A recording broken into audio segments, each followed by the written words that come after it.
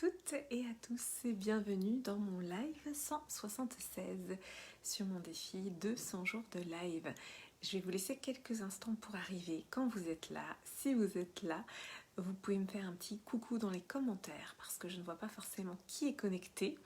Si vous êtes là en replay, vous pouvez me mettre le hashtag replay, et si c'est la première fois que vous regardez un de mes lives, vous pouvez me mettre le hashtag ThePositivePlace, car je suis Clémence Martin, je suis la fondatrice de The Positive Place, qui est cette entreprise qui s'intéresse à ce qui se passe à l'intérieur, à ce qui est caché, cette partie invisible de l'iceberg que je vous partage dans ces lives. Coucou Isabelle, merci pour ton message.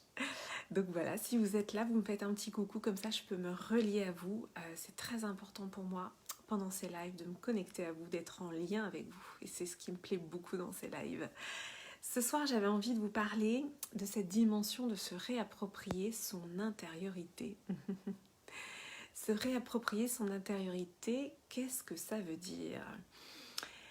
Je pense vraiment, et c'est d'ailleurs pour ça que je fais ces lives, que on ne considère pas notre intériorité, merci pour les cœurs, on ne considère pas notre intériorité à sa juste place. C'est quelque chose que l'on met de côté parce que déjà, en effet, c'est invisible et on est dans une société matérialiste dans le sens où on va s'intéresser à ce qui est à l'extérieur de nous. Donc ça, c'est la définition du matérialisme. Le matérialisme, c'est de ne croire que ce que l'on voit et c'est d'être concentré sur le matériel, sur le physique, le concret, et de ne pas prendre en compte l'immatériel, donc l'invisible, voilà, ce qui est caché et ce qui est à l'intérieur de nous. Et moi, ça, c'est un sujet qui me passionne parce que tout simplement, j'ai fait ce cheminement de me reconnecter à mon intériorité. Et comment j'ai fait ? Ça a été une écoute déjà de mon langage intérieur. Et ce que j'ai découvert dans cette écoute de mon langage intérieur, c'est qu'en fait, on a un langage intérieur qui nous parle en permanence, qui rumine, et on n'y prête pas attention.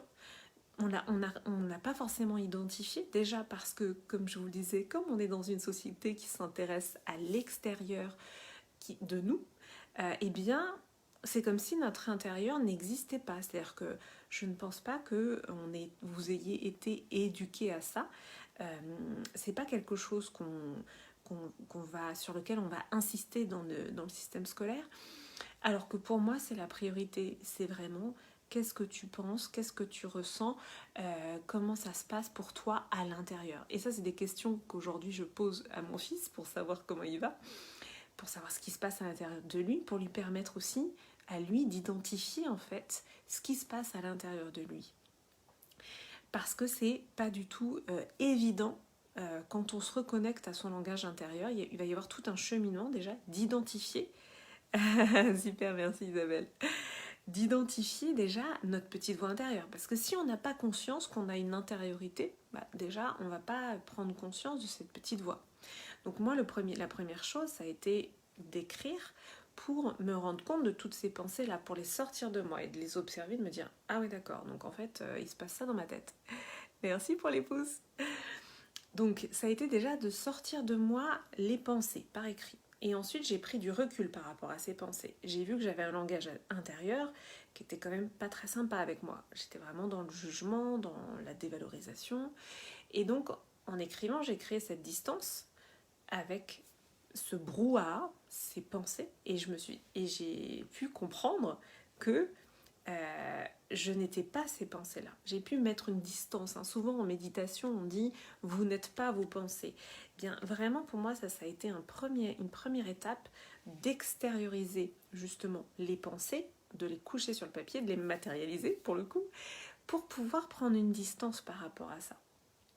Et ensuite, l'autre étape, ça a été pour moi d'accorder, on va dire, de l'importance à avoir une pensée personnelle, et je vais détailler ce que c'est qu'une pensée personnelle, parce que, pareil, en fait, à l'école, qu'est-ce qui se passe ? On nous déverse du savoir. Voilà, je fais un peu ce mouvement-là, parce que j'ai l'impression qu'on nous remplit comme ça le cerveau de savoir que l'on doit ingurgiter. Et en fait, pour moi, cette façon de faire, c'est vraiment une intrusion psychique.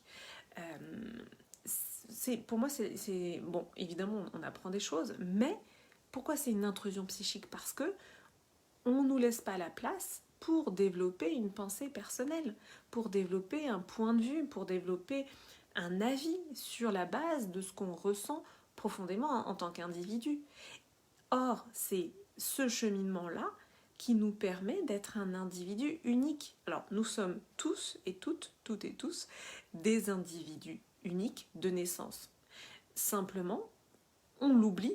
Pourquoi? Parce que on est comme écrasé par, on va dire, un système de pensée, un système scolaire qui ne nous incite pas à développer notre propre unicité. Donc notre unicité, justement, elle est cachée à l'intérieur. Merci pour les pouces. Notre unicité, elle est cachée à l'intérieur, mais elle est écrasée vraiment sous cette quantité incroyable de connaissances qu'on est censé ingurgiter et qui va venir écraser notre unicité. Donc aller regarder à l'intérieur, ça permet aussi de déployer son unicité, de la retrouver, parce qu'on l'a tous et toutes en nous. Et simplement, le processus, c'est vraiment de la faire émerger. Et donc, comment on va la faire émerger? C'est déjà d'être sensible à l'écoute de ce qui vous parle, de ce à quoi vous êtes sensible. Ça peut être une couleur, ça peut être une sensation. C'est vraiment dans ce processus d'individuation, ça va être de vraiment écoutez ce qui se passe à l'intérieur de vous. Voilà, justement, qu'est-ce qui vous plaît, qu'est-ce qui vous met en joie, on en parlait justement avec mon ami, c'est que après une situation, comment vous êtes? Est-ce que vous êtes bas en énergie ou élevé en énergie? Ça, c'est aussi un indice. Donc tout ça, en fait, c'est une écoute intérieure. C'est une écoute de ce qui se passe à l'intérieur. Et c'est comme ça qu'on va vraiment faire émerger l'unique individu que nous sommes. Et quand je dis faire émerger, c'est faire remonter à notre conscience l'unicité de qui nous sommes. Et une fois qu'on est de nouveau convaincu de cette unicité, mais ça change totalement notre perception de la vie, en termes d'estime de soi, en termes d'amour de soi, parce que on comprend que notre unicité, en fait, elle était là, elle était cachée, et qu'il fallait simplement aller... Alors quand je dis simplement, c'est pas un processus si simple que ça, mais pourquoi je dis simplement? Parce qu'en fait, c'est à l'intérieur de nous, c'est vraiment accessible, c'est vraiment là. Donc voilà, c'est quelque chose que l'on peut aller explorer. Et il nous faut prendre cette décision d'aller l'explorer. Je regarde mes petites notes pour voir si je vous ai tout dit. Voilà, et c'est vrai que dans ces lives, je vous partage des anecdotes personnelles. Moi, ce que j'ai réalisé, c'est que je ne m'autorisais même pas à penser, en fait. Je ne m'autorisais même pas à avoir une pensée personnelle. Toute pensée personnelle, je l'écrasais. Et alors, je ne sais pas si ça vous fait ça, si ça vous a fait ça, ou si c'est des choses que vous avez repérées. Mais voilà, quand je parle d'intrusion psychique, je pèse mes mots parce qu'il y a quand même une dimension où on ne cherche pas, dans le système d'éducation, on ne cherche pas à avoir des points de vue différents, intimes, j'allais dire. On ne cherche pas à prendre, à percevoir l'unicité de l'individu. Et ça, donc, pour résultat, d'écraser, en fait, l'individu. Donc moi, à partir du moment où j'ai réalisé que je ne m'autorisais même pas à penser par moi-même, je me suis dit, non mais là, c'est pas possible. Et donc, j'ai amplifié, en fait, le processus que j'avais déjà mis en place, qui était vraiment ce travail d'écriture. Donc c'est à partir de 2015 que j'ai commencé à écrire tous les jours. Et c'est comme ça que finalement, chaque jour un peu plus, dans la répétition de cet engagement vis-à-vis de moi-même, je prenais conscience que oui, j'avais en moi une unicité, mais qu'elle était bien cachée. Donc voilà, tout ce que je vous partage dans ces lives, c'est aussi des choses que j'ai faites pour moi, que j'ai vraiment... c'est un cheminement en fait que j'ai pris. Et donc je vois le chemin parcouru depuis, je vois l'impact que ça a eu sur moi. Donc c'est aussi pour ça que je vous le partage, parce que j'ai à cœur tout simplement que chacun retrouve son pouvoir personnel. Pour moi, ça c'est vraiment central, c'est vraiment extrêmement important. Et donc se reconnecte en fait à cette unicité et à cette intériorité, à tout ce qui est à l'intérieur, parce que finalement c'est un trésor. C'est un trésor que l'on a à l'intérieur de nous et qui est accessible. Il suffit d'en prendre la décision. Voilà pour mon partage du soir sur cette dimension d'intériorité. Dites-moi si ça vous parle, dites-moi si ça résonne, dites-moi voilà, si ça vous évoque des choses. Je serais très heureuse de vous lire en commentaire, de pouvoir y répondre, que ce soit en replay ou maintenant. Je vous remercie pour votre présence en direct. Merci Isabelle, merci Adriano, merci à toutes celles et ceux qui sont passés que je ne vois pas. Je vous dis à demain pour le live 177 et je vous embrasse fort. Belle et douce soirée.